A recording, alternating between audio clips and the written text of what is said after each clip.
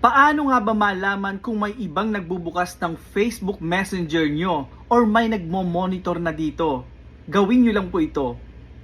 Para sa mga Samsung users, click nyo lang yung 3 lines sa taas, then click Settings, then i-click sa baba yung Privacy and Safety, then click nyo lang yung End-to-End Encrypted Chats, then click Logins, at dito nyo na makikita lahat ng mga logins ninyo. I-double check nyo lang dito at baka meron kayong unfamiliar na logins. At kapag may nakita kayo ay i-log out nyo po agad. At ganito lang po ang pag-log out. Halimbawa po ito. Click nyo lang po yan. And then sa baba, click nyo yung log out.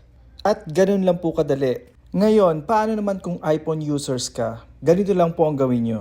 Click nyo lang yung 3 lines sa taas. Then click Settings, then Privacy and Safety, then End-to-End Encrypted Chats. At ito po yung difference sa iPhone. Dito muna kayo pupunta sa Security Alerts. Click lang natin yan. Then click View Logins.